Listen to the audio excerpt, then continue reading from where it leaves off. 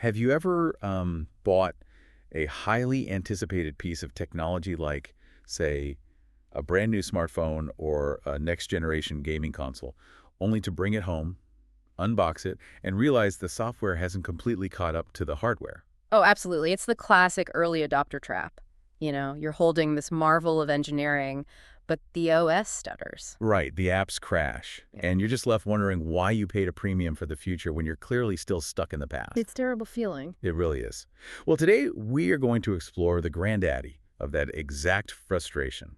Welcome to the deep dive. Yeah, our mission today is to unpack a really fascinating tech time capsule from December 1984. We're relying on a brilliant, highly critical piece of source material here is Peter Bright's extensive review of the IBM PC AT, published in Personal Computer World magazine. And we're going to explore how a machine that cost the equivalent of a small car, physically dominated office desks, and introduced genuinely revolutionary hardware was ironically held hostage by its own software. It's just this wild technological paradox that basically defined the entire PC era. It really did. But to truly understand the gravity of this machine, we have to reconstruct the computing landscape of late 1984 for you. Right, because IBM wasn't just another company back then. Not at all. At that time, IBM wasn't merely a participant in the technology market. I mean, they were the weather. They dictated the climate. Wow, that's a great way to put it. Yeah, for decades, they had built absolute dominance in the enterprise mainframe market. Those massive room-sized computers that ran major corporations. And government agencies, right? Exactly. So when IBM finally entered the microcomputer market with the original IBM PC in 1981, they didn't just release a product. They legitimized the entire concept of a desktop computer for businesses. Because before that beige box arrived, corporate executives just viewed microcomputers as like toys for hobbyists. Yeah, pretty much. But IBM stamped their recognizable three-letter acronym on the casing, and overnight, the desktop computer became a serious mandatory business tool. So by 1984, that phrase, nobody ever got fired for buying IBM, was practically a law of physics in corporate IT departments. It really was.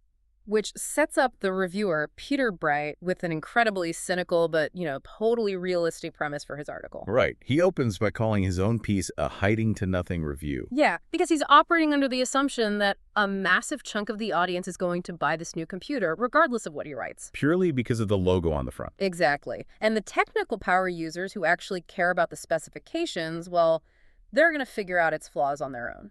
So he approaches this review knowing he's essentially reviewing water for a thirsty crowd. I mean, they're going to drink it no matter what he says.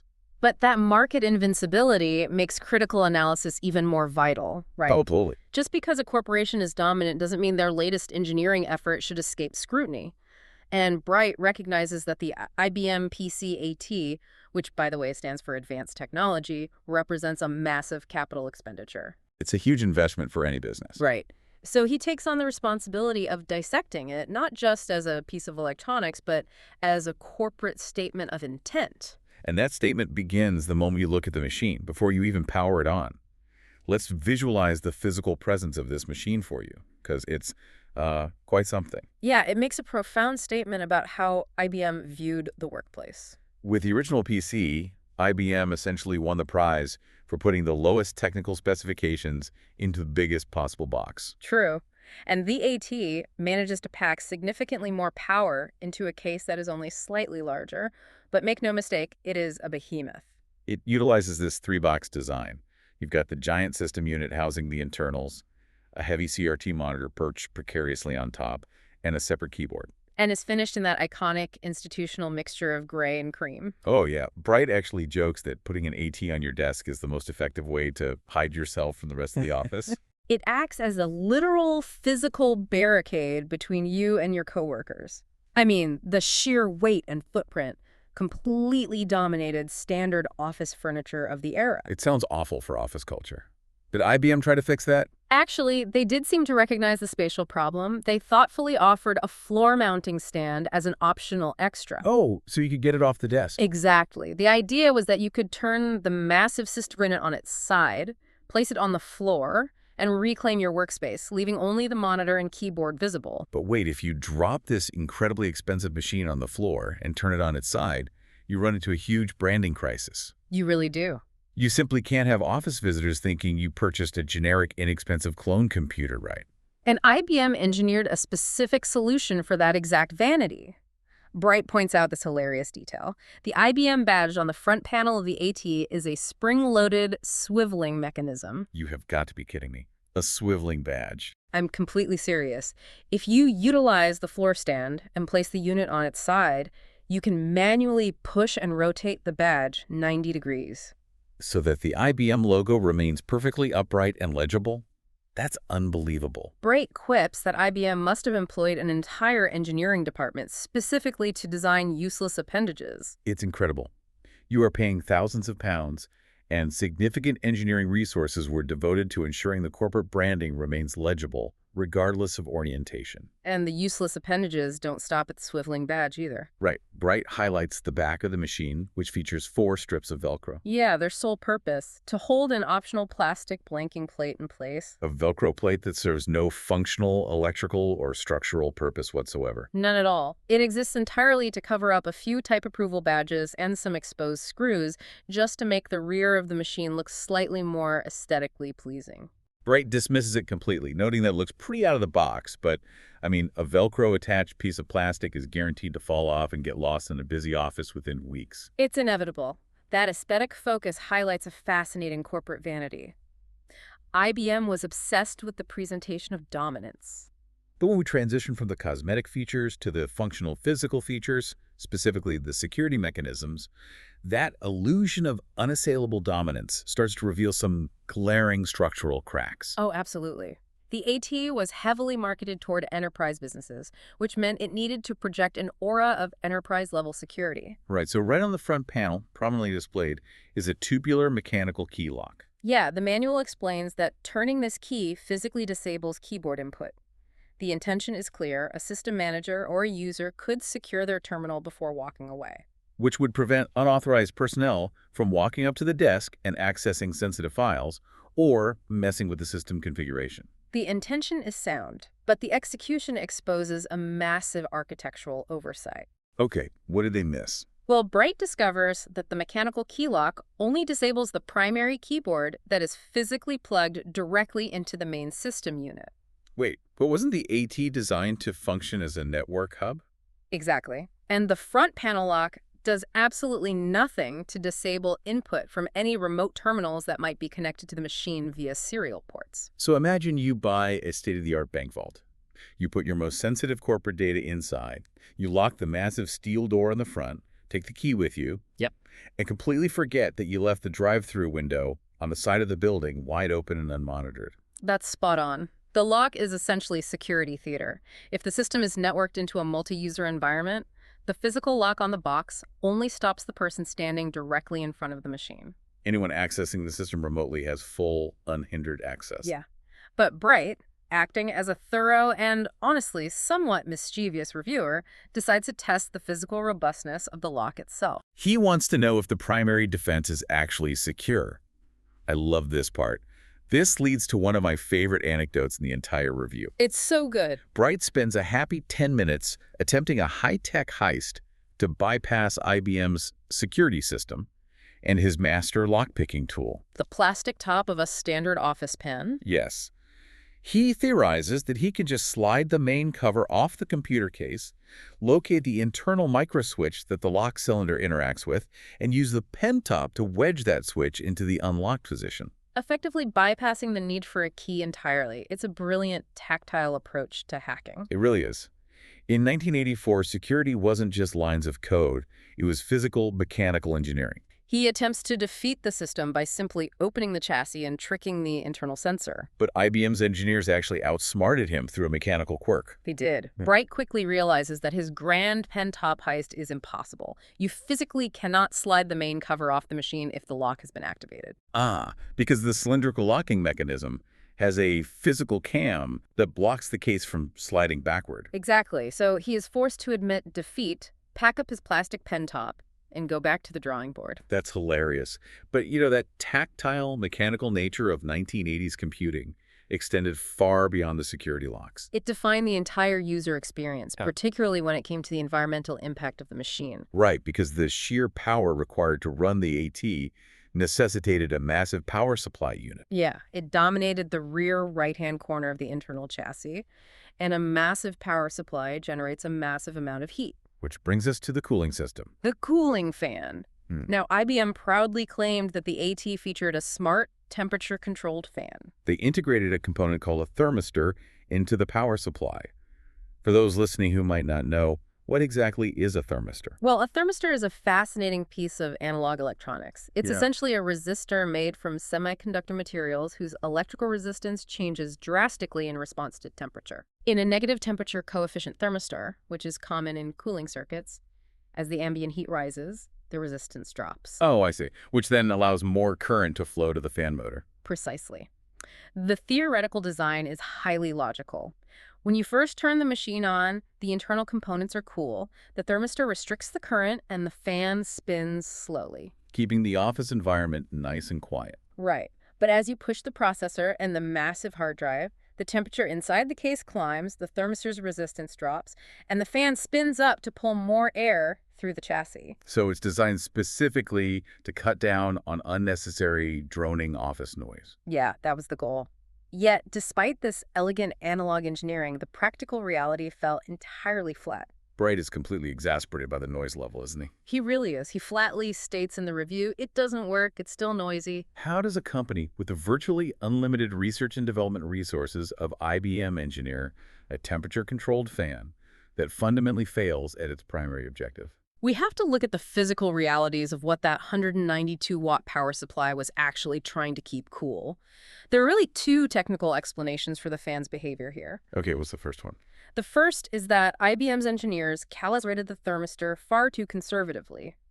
In an effort to absolutely guarantee that their expensive new hardware wouldn't melt down under heavy corporate use, they set the temperature threshold super low. So the fan just defaulted to maximum RPM almost immediately. Exactly. But the second, and honestly more likely explanation, is that the sheer volume of heat generated by the power supply and the dense new internal components was immense. So the machine simply never reached a state cool enough for the fan to actually slow down. Right. The thermistor was probably working perfectly. The machine was just running incredibly hot by default. Wow. So we have a massive gray and cream casing, a roaring fan, a security lock that acts as a physical bolt but ignores network intrusions, and a swiveling corporate logo. Quite the combination. It is. But none of this bulk was merely for show. It was a necessary shell housing, a highly ambitious, revolutionary, yet surprisingly stubborn set of internal hardware. Yeah, it's time to look at the actual engine of this machine. What exactly earned this computer the advanced technology moniker? The beating heart of the PC AT is the Intel 80286 processor. When Bright opens the case, assuming it's unlocked, of course, he notes that the new processor is immediately recognizable on the main printed circuit board. Because it looks entirely different from the older microchips. Yeah. Prior to this, most processors, like the 8088 used in the original IBM PC, were packaged in what is called a DIL, or dual inline package. Right. If you picture a classic computer chip in your head, you're likely picturing a DIL. It's a long, dark, rectangular block of plastic or ceramic with 2 rows of little metal pins running down the long sides. Making it look like a rigid metallic centipede. Exactly. The DIL package works perfectly fine for simpler chips. But the 80286 was a quantum leap in complexity. It was a VLSI chip, very large-scale integration. It contained roughly 134,000 individual transistors, which was a staggering density for 1984. Because it handled vastly more data simultaneously, it required far more physical connection pins to communicate with the motherboard. You simply couldn't fit all those pins onto 2 sides of a rectangular block without making the chip impractically long, could you? No, you couldn't. So Intel shifted to a square package where the pins extended out from all 4 sides, creating a highly dense, grid-like interface. That physical redesign was driven by a fundamental architectural upgrade. The older 8088 chip in the original PC communicated with the rest of the computer over an 8-bit external data bus. While the new 80286 featured a full 16-bit external data bus. Let's visualize that data bus for a second. Imagine a highway. The original PC had an 8-lane highway connecting the processor to the system memory. Meaning the processor could move 8 bits or 1 byte of data in a single clock cycle. Right. And the 80286 expanded that highway to 16 lanes. It could move 2 bytes of data simultaneously every single time the clock ticked. That alone dramatically increased the bandwidth and theoretical speed of the system. Furthermore, it featured a 24-bit address bus. Now, the address bus is separate from the data bus, right? Is. If the data bus is the highway carrying the cargo, the address bus dictates how many individual houses or memory locations the processor can theoretically find and deliver cargo to. Precisely. A processor needs a unique numerical address for every single byte of RAM it wants to access. And the old 8088 processor had a 20-bit address bus. Mathematically, 2 to the power of 20 equals exactly 1,048,576. That means the absolute physical maximum memory the original PC could address was 1 megabyte. But the 80286 with its 24-bit address bus calculated out to 2 to the power of 24. Which expanded the processor's theoretical reach to a staggering 16,777,216 bytes, or 16 megabytes of RAM. Which is just wild. I mean, in an era where a base model computer ships with 256 kilobytes of memory, the concept of a processor capable of addressing 16 full megabytes sounded like pure science fiction. It really did. But, as we will discover is a recurring theme with the PC AT, the hardware's incredible potential was immediately compromised by physical reality. The processor had its wings clipped before it ever left the assembly line. Yeah. Bright reveals a crucial piece of industry context here. The 80286 processor had been in development for quite a while, and its target clock speed, the internal metronome that dictates how fast it executes instructions, was designed to be 8 megahertz. However, Intel ran into significant production difficulties at their fabrication plants. Bright specifically notes that they experienced problems with the mask. Right. To understand why a computer runs slower than intended, we have to look at the incredibly delicate process of semiconductor manufacturing. How does a problem with a mask force IBM to slow down their flagship computer? Well, in photolithography, which is how microchips are made, a mask is essentially a microscopic, highly complex photographic stencil. Okay. You start with a wafer of pure silicon, coat it in a light-sensitive chemical called a photoresist, and then shine ultraviolet light through this mask. Right. The light passes through the clear areas of the mask and hardens the photoresist on the silicon, while the dark areas block the light. Oh, and then you use harsh chemicals to etch away the unhardened areas, creating the microscopic physical pathways for electricity to flow. Exactly. It's like developing a photograph, but instead of an image on paper, you are burning microscopic wiring diagrams into a rock. That's a great analogy. Right. And the tolerances are atomic, right? They are. If the mask has the slightest imperfection, a tiny blur at the edge of a circuit line, or if a microscopic speck of dust interferes with the exposure, the resulting circuit pathway on the silicon might be too thin or slightly malformed. And when you try to push electricity through that malformed pathway at 8 million cycles per second, 8 megahertz, the electrons might jump the track. Causing a tiny short circuit and completely crashing the processor. Wow. So the manufacturing process in 1984 simply couldn't consistently produce chips that were physically flawless enough to handle the 8 megahertz speed they were designed for? Intel was facing a massive yield problem. Out of a whole wafer of chips, only a tiny percentage were coming out perfect enough to run stably at 8 megahertz. And the economic reality is that you can't throw away 80% of your manufactured silicon and stay in business. No, you definitely can't. However, many of those imperfect chips were perfectly stable if you just slowed the electrical pulse down, reducing the stress on those microscopic pathways. And IBM had massive supply chain demands. They needed tens of thousands of processors to launch the AT. They couldn't wait for Intel to perfect the 8 megahertz yield. So they made a calculated compromise. The production versions of the 80286 that IBM secured for the initial AT launch had to be safely throttled down. They installed a slower crystal oscillator on the motherboard, forcing the cutting-edge 8 megahertz processor to run at a much safer, vastly more stable 6 megahertz. They deliberately slowed the engine down by 25% just to ensure the machines wouldn't randomly crash in the middle of a corporate workload. It perfectly illustrates the tension between engineering ambition and manufacturing reality. You are paying a premium for the absolute cutting edge, but that cutting edge is slightly blunt. Yeah, but even running at a throttled 6 megahertz, paired with that 16-bit data bus, the AT was an absolute powerhouse compared to everything else on the market. And a powerhouse processor needs serious data storage to match, which is where the AT really flexes its corporate muscle, but it's also where IBM gets incredibly, aggressively stubborn. Definitely. Tucked completely invisibly inside the massive chassis, IBM offered a full-height 5.25-inch hard disk drive. The review model Bright tested came equipped with a 20 megabyte hard drive, though a staggering 40 megabyte option was also available for an exorbitant premium. To contextualize 20 megabytes today, that wouldn't hold a single high-resolution photograph from your smartphone. No, not even close. But in 1984, text data was incredibly dense. A standard typed page of text was roughly 2 kilobytes. Therefore, a 20 megabyte hard drive could locally store approximately 10,000 pages of text. It was the equivalent of taking an entire multi-drawer corporate filing cabinet, digitizing it, and shoving it inside your computer case. Having that volume of data instantly accessible locally on your desk without having to request magnetic tapes from a mainframe terminal down the hall was an unimaginable luxury. It really was. But while the hard drive was the invisible workhorse, the storage medium that users physically interacted with every single day were the prominent twin floppy disk drives located in the front right side of the machine. And IBM changed the game here as well. They utilized half-height drives. Right. On the older PC, a single floppy drive was a massive brick that took up the entire vertical bay.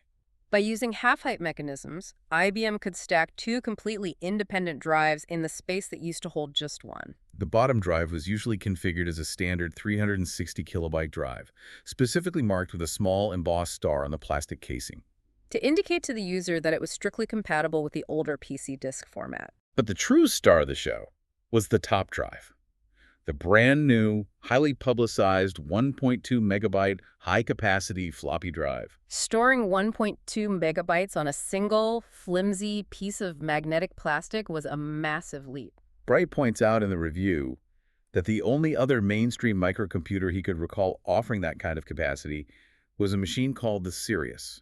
But the Sirius achieved that density through a highly complex mechanical trick. It actually varied the physical rotation speed of the disk drive motor, spinning the disk faster or slower depending on which track the read head was accessing, which allowed it to pack data more densely along the outer edges of the disk. Right. But IBM didn't use variable rotation speeds. They kept the mechanical rotation constant, but vastly increased the magnetic density. The drive could operate in 2 modes. It could read the older low-density disks, or it could write in its new high-capacity mode. But here is where IBM's absolute corporate snobbery and relentless drive for ecosystem control shines through. Oh yeah. The new high-capacity drive would only function in 1.2 megabyte mode if you use special high-density floppy disks supplied directly by IBM. Complete with the IBM logo on the box. Of course. Bright is a seasoned tech journalist, so his natural skepticism immediately kicks in. He wonders, is this a genuine technological requirement, or is this just a cynical marketing ploy to force users to buy heavily marked up, overpriced IBM-branded floppy disks? So he decides to test the machine's strictness. He takes one of his own personal, premium-quality third-party disks. He refers to it as an all-singing, all-dancing InMac disk, which was a very reputable brand of media at the time. Right. He shoves this premium non-IBM disk into the AT's 1.2 megabyte drive and types in the command to format it for high capacity. And the machine's response is swift and decisive. Bright says the AT would have absolutely none of it. It literally rejected the formatting process and spat the disk out. I love how he anthropomorphizes the computer in the review, stating that the machine effectively gave him an error message to the effect of, "You can't fool me like that, Sonny." It's so good. The hardware-level detection was completely uncompromising. Bright actually digs into the engineering to find out how the machine knew it wasn't an IBM disk. He discovers that the high-density IBM disks actually feature a vastly different physical surface chemistry. To pack 1.2 megabytes onto a 5.25-inch platter, the magnetic particles on the disk surface have to be incredibly small and packed incredibly close together. And if they are packed that closely, the magnetic field of one bit of data can easily bleed into and corrupt the bit of data right next to it. That sounds like a recipe for disaster. It is. So to prevent that data corruption, the high-density disks required a magnetic coating with a much higher coercivity. Coercivity is essentially a measure of how stubborn the magnetic material is, right? How much energy it takes to change its magnetic state. Exactly. The new AT drive used a significantly stronger magnetic right head to flip these highly coercive particles. Oh, I see. So if you tried to use that powerful right head on a standard, low coercivity third-party disk, the magnetic field was so strong it would essentially blast the data tracks, rendering the disk unreadable. Oh, wow. So IBM embedded a physical notch in the high-density disks that a microswitch in the drive detected. No notch, no high-capacity format. Precisely. So On a purely physical and chemical level, it wasn't a completely artificial software lock. The higher coercivity was a genuine physical requirement to prevent massive data loss. But that reality raises a terrifying red flag for the consumer, doesn't it? Let's analyze this from an office manager's perspective. Okay. Was IBM's strict enforcement an intentional strategy to completely monopolize the supply chain of floppy disks for their new flagship machine? Or was it simply that the third-party manufacturing market legitimately hadn't caught up to the chemistry required for high-density surfaces yet? It is invariably a mixture of both. IBM was genuinely pushing the physical limits of magnetic storage for a mass-produced consumer product. They absolutely could not guarantee data integrity on standard off-the-shelf disks. Right, and a business machine that corrupts data is worse than a machine that doesn't turn on at all. So they enforced a hardware check. However, the immediate side effect of that necessary engineering choice is total, absolute vendor lock-in. Yes.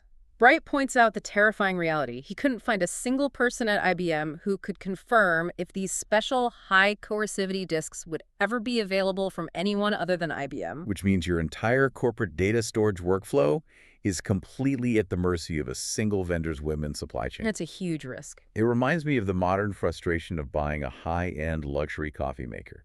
You spend a fortune on the beautifully designed machine, you bring it home, and then you realize there is a barcode scanner hidden inside the brewing chamber that aggressively ejects any off-brand coffee pods. That is the perfect analogy. You are locked into their specific ecosystem, their pricing structures, and their manufacturing availability. If IBM decides to double the price of their high-density disks next quarter, or if a factory issue causes a massive manufacturing shortage, your incredibly expensive AT computer is practically crippled. You can't just run to the electronics store to buy alternatives. Bright is deeply concerned by this, stating clearly in the review that buying into a single-source media supply chain is not recommended. But IBM's insistence on establishing their own proprietary standards and forcing the user to adapt to IBM rather than IBM adapting to the industry wasn't just limited to external floppy disks. No, it extended deep into the internal architecture, dictating how components talk to each other, and incredibly, it dictated how users physically interacted with the machine on a daily basis. This corporate arrogance leads us to some truly baffling design choices regarding connectivity and interface. Let's unpack these arbitrary standards, starting with the internal expansion capabilities. Right. If we look at the main circuit board inside the case, taking up a huge amount of real estate, are 8 full-length expansion slots. Now, to be fair to IBM, the engineering of these slots is actually an area where they deserve immense praise. It is a masterclass in transitional engineering. We discussed earlier that the original PC had an 8-bit data bus, and the new AT has a 16-bit data bus. So if a third-party manufacturer wants to design a new lightning-fast expansion card, like a high-resolution graphics card or a massive memory expansion board, that card needs extra physical connection pins to interface with those extra 8 lanes of the new data highway. But IBM faced a massive dilemma. There was already a booming ecosystem of older 8-bit expansion cards that users had invested heavily in for their original PCs. If IBM simply replaced all the internal slots with a brand new 16-bit design, none of those older cards would fit. They would completely orphan the existing peripheral market and force businesses to buy everything from scratch. To solve this, IBM engineered a brilliant physical compromise.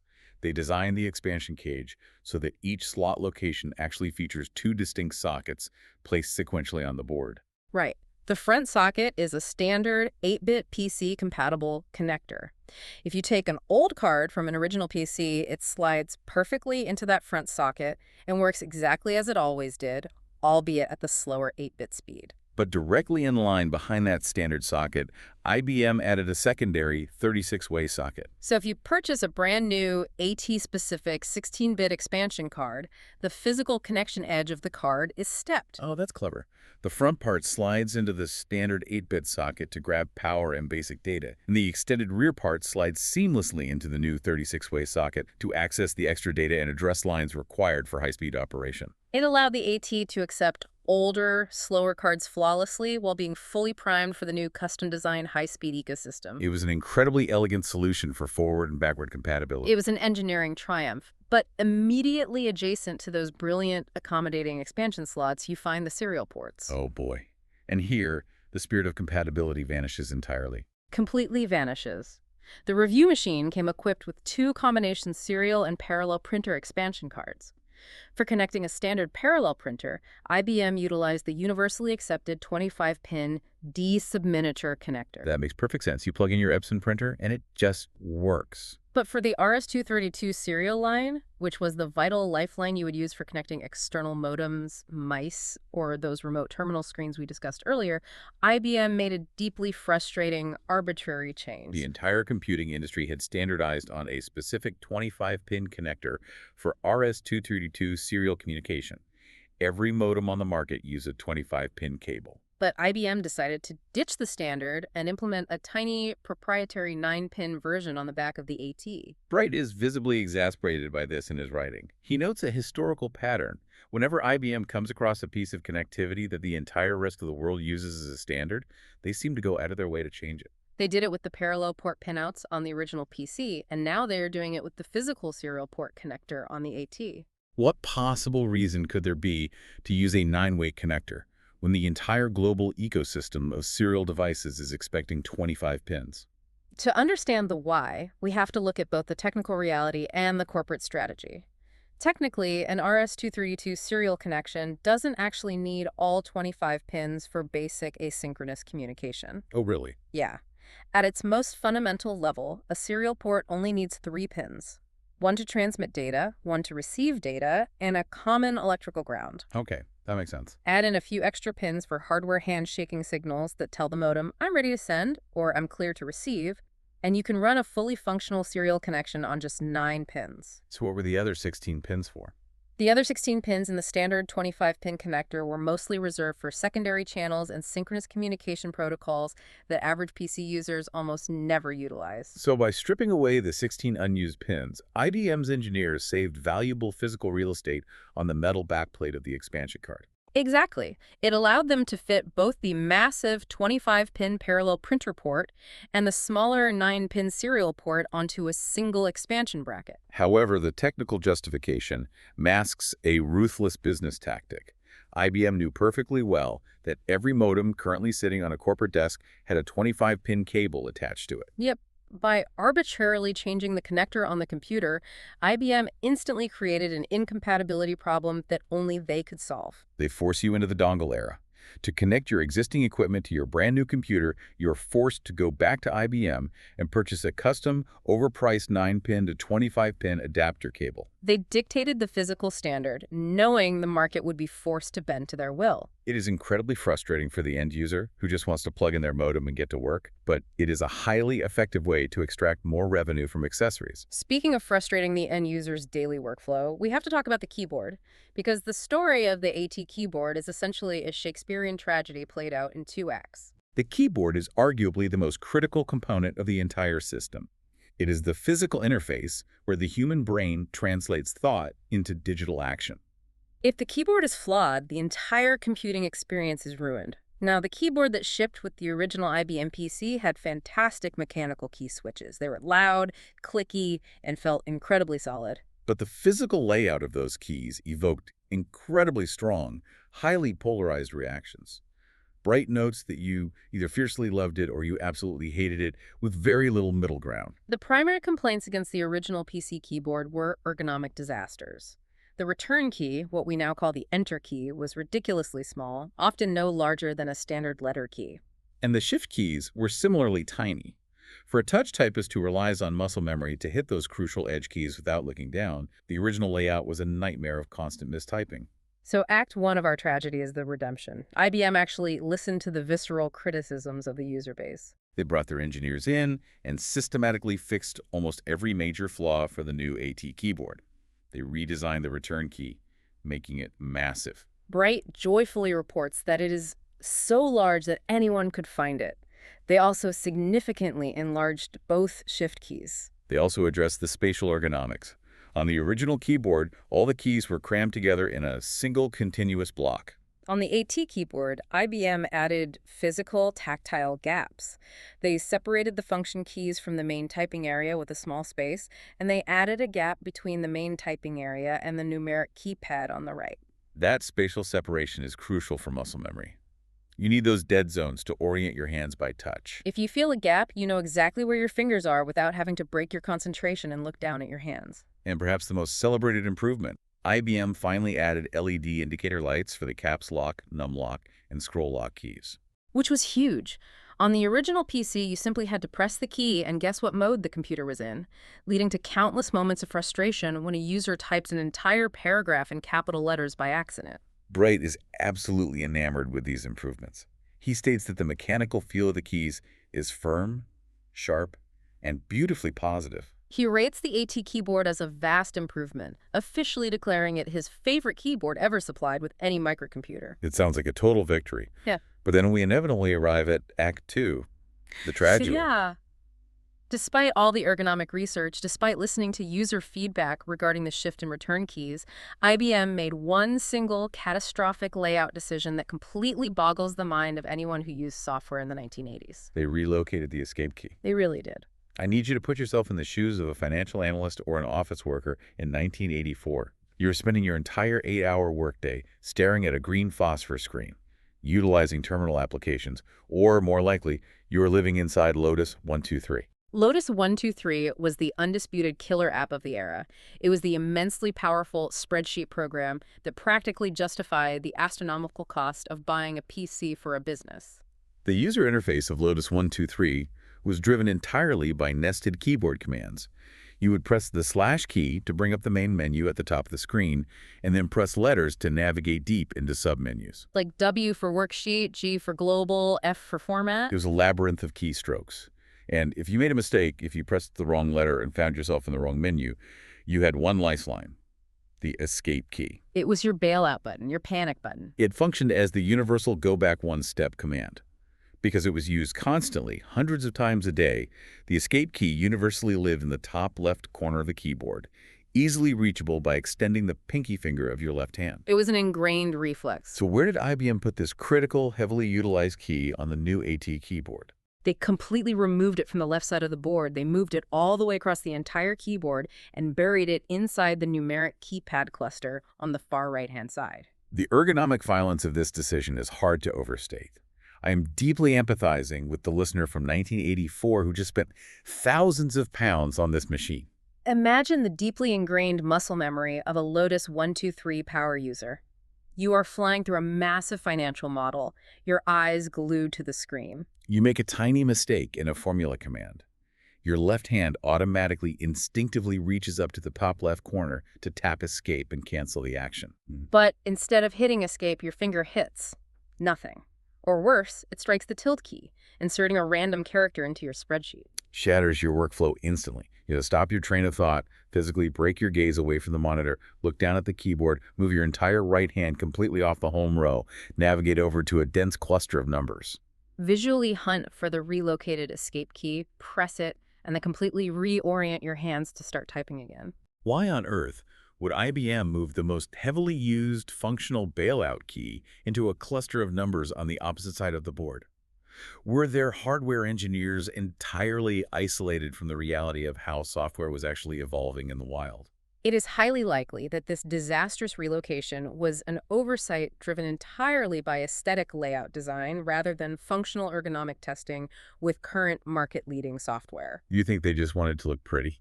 Basically. The engineers likely wanted the main typing block to look perfectly symmetrical, and the escape key didn't fit neatly into their visual grid on the left side, so they shoved it over to the numeric keypad where there was empty space. Its form completely ruining function. And it wasn't the only layout issue. The cursor control keys, the up, down, left, and right arrows, were still physically doubling up with the numbers on the numeric keypad. Oh, right. You had to press the numlock key to toggle between typing numbers and moving the cursor. Because there were no dedicated arrow keys, users were constantly selecting the wrong mode, rapidly typing a string of numbers into a cell when they meant to move the cursor down to the next row. Or moving the cursor wildly across the screen when they meant to type a zip code. IBM engineered an incredibly powerful machine with a brilliant 16-bit processor, but they created massive artificial friction right at the physical fingertips of the user. Moving a key is a deep daily frustration. It breaks your concentration, it induces rage, But human beings are adaptable. Eventually, over months of mistyping, you painfully relearn the muscle memory. Right. But relocating the escape key is a minor ergonomic annoyance compared to the ultimate betrayal engineered into the system. Because as we are about to discuss, the AT's revolutionary 16-bit hardware was built to dominate the future, but its operating software was violently, intentionally chained to the past. This brings us to the core paradox of the IBM PC AT. It is the defining contradiction not just of this specific machine, but of the entire 1980s computing era. The hardware engineering and the software programming were fundamentally at war with each other.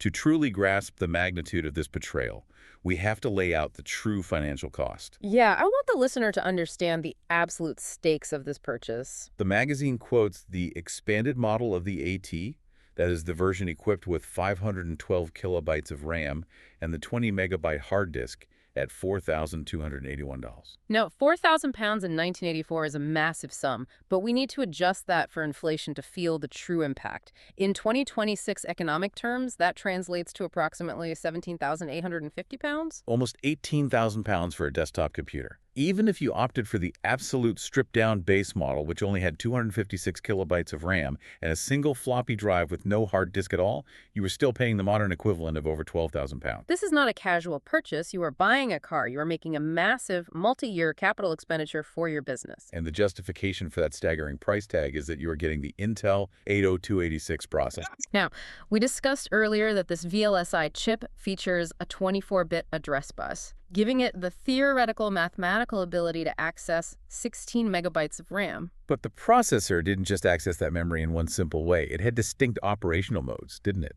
Yes, the 80286 was a profoundly complex piece of silicon.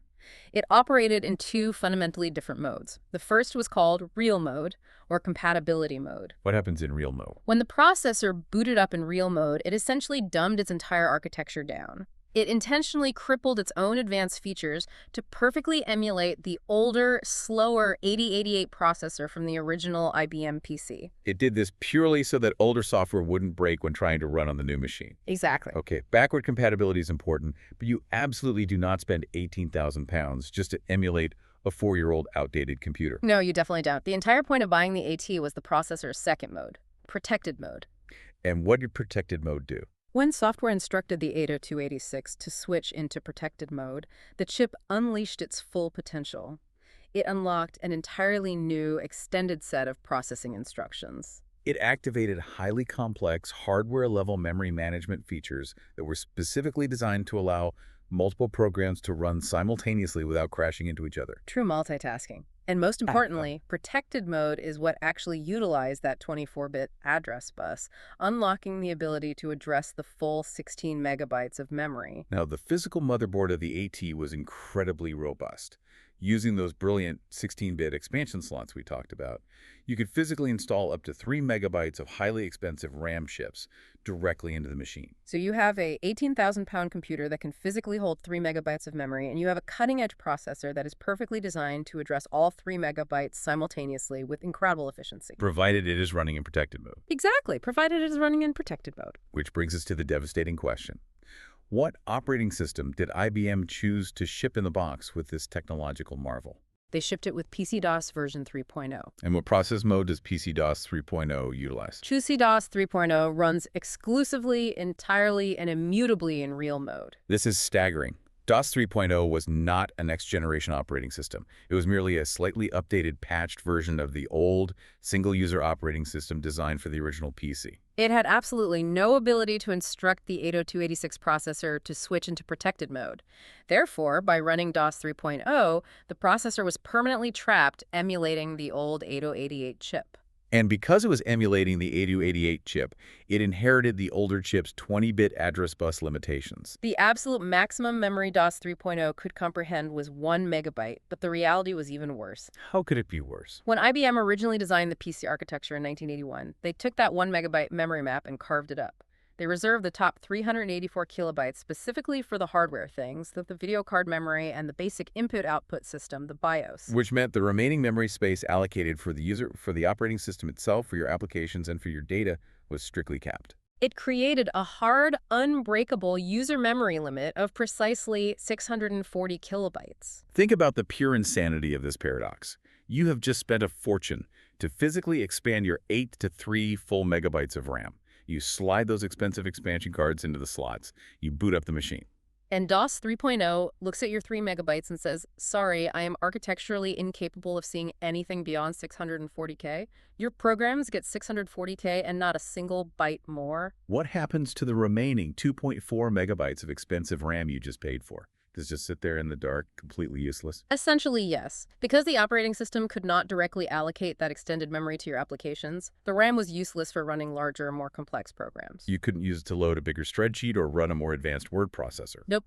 The only way to utilize that incredibly expensive silicon was to employ a software workaround that IBM provided. DOS 3.0 included a small utility driver called VDISK-SOES. Okay, so how did that work? To use it, you had to dive into the raw text of your system configuration file, the config.ys, and write a specific line of code telling the computer to set aside all that inaccessible extended RAM and format it to act as a virtual disk drive. A RAM disk. A RAM disk.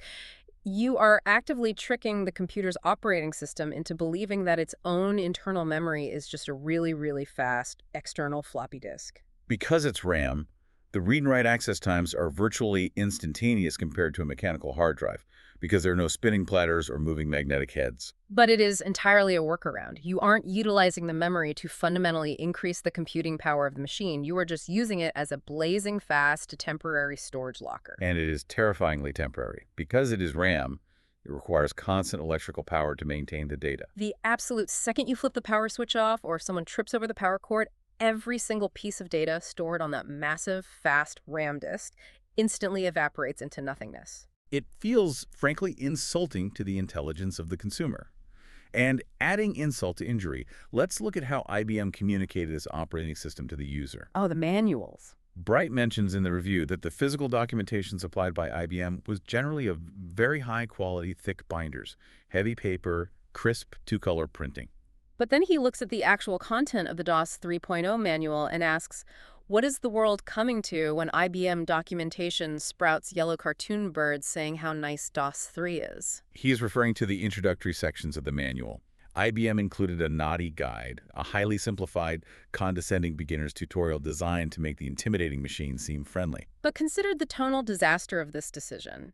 You are an IT executive. You just spent 18,000 pounds in today's money for a massive monolithic gray business machine that weighs 50 pounds. A machine that requires physical tubular key locks, relies on complex thermistor cooling fans, and demands high coercivity proprietary media. And when you open the instruction manual, you are greeted by gee whiz yellow cartoon birds treating you like a child. Cheerfully explaining the basic functions of an archaic operating system that is actively, intentionally crippling the hardware you just paid a premium for. It is corporate cognitive dissonance at its finest. And this software handcuffing wasn't just a theoretical frustration. It had severe, highly visible, real-world performance implications. Let's look at the benchmarks that Bright ran to test the raw speed of the AT. He has this brand new 80286 super processor running at 6 megahertz. Furthermore, the specific review machine he tested was fitted with an optional piece of hardware, the 80287 Math coprocessor. That is a crucial detail.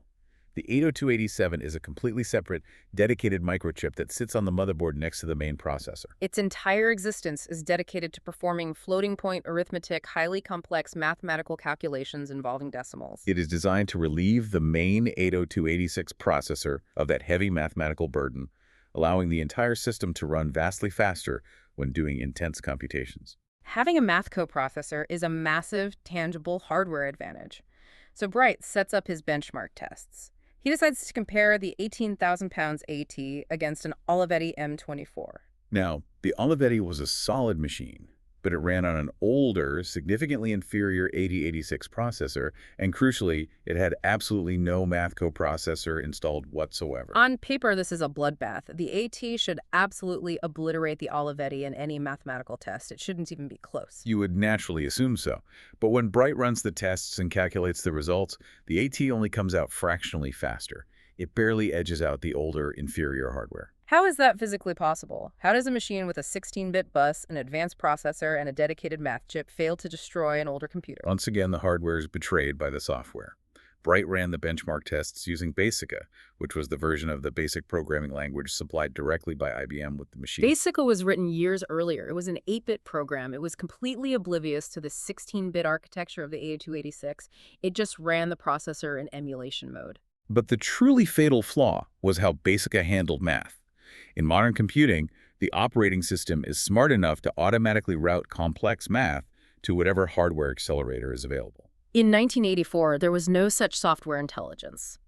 A program had to be explicitly hard-coded by the developer to look for the specific memory address of the 80287 chip and send instructions directly to it. And IBM's own programming language wasn't coded to look for the chip. Exactly. Basica made absolutely no use of the expensive 80287 math coprocessor. When it encountered a complex calculation, it ignored the dedicated math chip sitting right next to the processor and forced the main 80286 chip to grind through the math the slow way. The 300-pound math coprocessor might as well not have been physically soldered to the motherboard for all the good it did during those tests. The software was too archaic to know it existed. It is utterly infuriating. You buy a Ferrari, and the dealer gives you the key to a golf cart. And the software failures extended beyond dry benchmarks. Bright decided to test the machine's compatibility with standard consumer software. He loaded up Microsoft Flight Simulator, Which was notoriously demanding on hardware. He says the AT got very close to running it. The initial screens loaded, but the absolute second the program attempted to access the floppy disk to load the complex scenery data into memory. The entire computer violently crashed. Yep. The precise timing mechanisms and memory calls that Flight Simulator relied on were completely incompatible with how the AT handled data in its throttled state under DOS 3.0. So to summarize the ultimate paradox of the IBM PC AT, you are spending nearly 18,000 pounds in today's money for a technological marvel. But the manufacturer ships it with an operating system that acts as a heavy iron governor bolted directly to the engine, Forcing you to drive this high-performance machine exclusively in first gear down a narrow, bumpy dirt alleyway. That analogy perfectly encapsulates the maddening frustration of the early adopter in 1984, which raises an incredibly important, almost existential question regarding IBM's strategy. If the PC AT was this overpriced, fundamentally handcuffed machine that crashed when trying to run Flight Simulator and could barely beat an older Olivetti in standard tests, what was its actual intended purpose? Why did IBM design and build it this way? To answer that, we have to look past the individual desktop user. IBM wasn't entirely blind to the immense power of the 80286 processor. They didn't truly envision the AT as a solitary, isolated machine sitting on a single accountant's desk, even though that is exactly how thousands of businesses ended up deploying them. IBM's grand vision was that the AT would function as a powerful, centralized hub. It was designed to be a small, multi-user system, the beating heart of a micro-local area network, a LAN. When you view it through that lens, the bizarre hardware choices suddenly make a twisted kind of sense. The physical tubular lock on the front panel, the massive local hard drive, the 16-bit data bus, the advanced protected mode memory management potential, these are not the specifications of a personal workstation. These are the foundational features of a network server. Bright correctly notes in his review that the sheer pulling power of the IBM brand in the marketplace would be so immense that it would violently force independent software houses to pivot. They'd frantically adapt their applications to function in multi-user network environments. But once again, the grand corporate promise violently collides with a dismal practical reality. Let's evaluate what IBM actually delivered to the consumer on launch day. Interestingly, according to IBM's official documentation, the maximum number of remote terminal screens that could be networked to a single AT server was precisely 2. And IBM publicly claimed that this strict 2-terminal limit was due to unavoidable hardware limitations within the AT architecture. But Bright doesn't buy that corporate line for a single second, and frankly, neither do I. We are talking about an advanced 16-bit architecture with a theoretical throughput capable of managing 16 megabytes of memory. It has an incredibly fast hard drive and a massive power supply. You are telling me the physical hardware taps out at routing text to 2 dumb terminals over serial cables. Bright suspects, with heavy justification, that this was an entirely artificial software cap. And his suspicion is almost certainly correct. What we are witnessing here is a classic textbook case of corporate protectionism and market segmentation. We have to remember IBM's core business, They made their massive profits from selling enormous, highly complex mini-computers and mid-range enterprise systems. Like the immensely profitable IBM System 36 line, these machines cost tens of thousands of dollars and supported dozens of users. Oh, so if IBM fully unleashed the relatively inexpensive PC-AT and allowed it to efficiently support 8 or 10 concurrent remote users, It would completely cannibalize the sales of their own higher-end, vastly more profitable enterprise products. why would a mid-sized accounting firm buy a hugely expensive System 36 when they could just buy a single PC-AT and network 10 cheap terminals to it? IBM couldn't allow their microcomputer division to destroy their mini-computer division, so they intentionally and artificially kneecapped the capabilities of the AT hardware to protect their established product tiers. It is the multi-user mirage. They sell you the futuristic dream of a networked office hub, but they artificially limit it to 2 remote users to protect their own profit margins. And the tragedy compounds because even if you gritted your teeth and accepted the artificial 2-user limit, you still needed an operating system capable of actually running a concurrent multi-user environment. Because as we extensively established, the single user, real mode locked DOS 3.0, was completely incapable of managing multiple users simultaneously. IBM knew DOS 3.0 was a stopgap. Their favored, heavily promoted operating system intended to unlock the AT's multi-user capabilities was Xenix. Xenix was an incredibly robust system. It was actually Microsoft's licensed adaptation of AT&T's powerful Unix operating system, specifically ported for microcomputers. It was designed from the ground up for concurrent users and protected memory, but there was a massive, glaring problem on launch day. Xenix simply wasn't ready. Of course it wasn't. The hardware was ready to ship, the marketing campaign was printed, but the software was delayed. IBM officially announced that the release of Xenix for the AT architecture would be delayed until well into 1985. So if you were an early adopter in December 1984 and you purchased this 18,000-pound machine explicitly for its heavily advertised multi-user purpose, you literally could not use it for that purpose. The software did not exist on the market. You were stuck running DOS 3.0, staring at your expensive dormant hardware. The early adopters were left relying entirely on corporate promises and prayers. Bright mentions in the review that another software company, Digital Research, was rumored to be close to releasing a specific 802.86 version of their concurrent CP/M operating system. He notes that the early signs indicated it would actually bypass real mode, make full use of the protected mode architecture, and offer a genuine multi-user option. He strongly advises prospective AT owners to give it a very close look. But the reality is, you are essentially buying a highly expensive promise. Exactly. You are investing a massive amount of capital in handcuffed hardware today, desperately hoping that third-party software engineers eventually figure out how to pick the lock and unleash its potential tomorrow. Which brings me, finally, to the reviewer's ultimate conclusion. And I have to push back incredibly hard against Peter Bright's final assessment here. Yeah, his conclusion is a bit surprising. In the concluding paragraph of his extensive review, after detailing all these profound flaws, he writes, and I am quoting directly, "I found nothing to dislike about the AT, and quite a lot to like." Which is an absolutely astonishing sentence when you consider the preceding pages of his own article. It is genuinely baffling.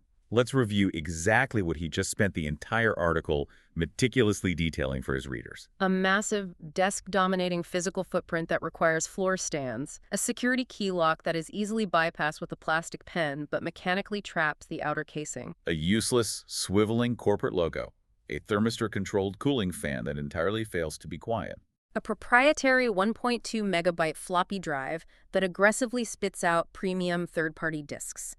The arbitrary dongle-forcing change of the RS-232 serial port standard from 25 pins to 9 pins. The absolute ergonomic tragedy of relocating the escape key into the numeric keypad, ruining the workflow of every Lotus 123 user on the planet. An archaic operating system that artificially handcuffs the expensive 3 megabytes of RAM to a pathetic 640 kilobytes, yellow cartoon birds in the professional documentation. Hardware benchmarks that barely managed to beat an older, cheaper Olivetti machine because the programming language ignores the 300-pound math coprocessor. Microsoft Flight Simulator violently crashing upon load. An artificial market-protecting 2-terminal network limit. And finally, the revelation that the actual operating system required to use the machine as heavily advertised is delayed until next year. When you compile the evidence like that, the review reads as a devastating indictment of corporate arrogance and disjointed engineering. Yet he concludes there is nothing to dislike.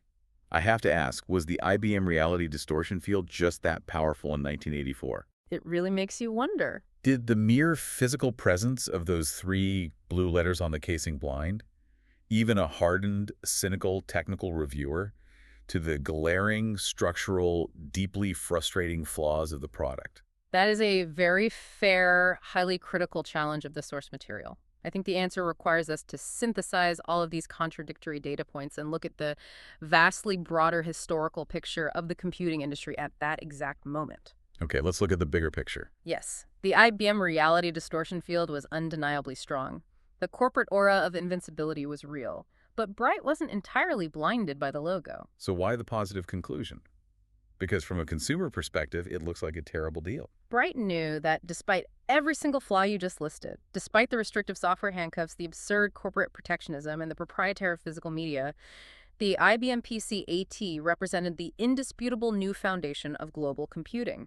The shift to a 16-bit architecture, the brilliant engineering of those backward-compatible dual expansion slots, the standard inclusion of a massive internal hard drive. These elements set a new, incredibly solid, globally recognized baseline. It was highly conservative technology, absolutely. It was frustratingly overpriced, but it was a massive stake driven firmly into the ground. Bright explicitly notes in his review that the flow of AT think-alikes, the machines we would quickly come to call PC clones, had already started hitting the market. The clones, the imitators who take the standard and run with it. Yes. Companies like Compaq, Tandy, and eventually upstarts like Dell, these companies didn't have a highly profitable mini-computer division to protect. They would take the architecture that IBM defined and popularized with the AT. They would legally reverse engineer the crucial components, particularly that brilliant 16-bit expansion bus, which would eventually become the industry standard ISA bus. And they would build highly compatible machines that were vastly faster, significantly cheaper, and entirely free from artificial limits on serial ports or floppy disk brands.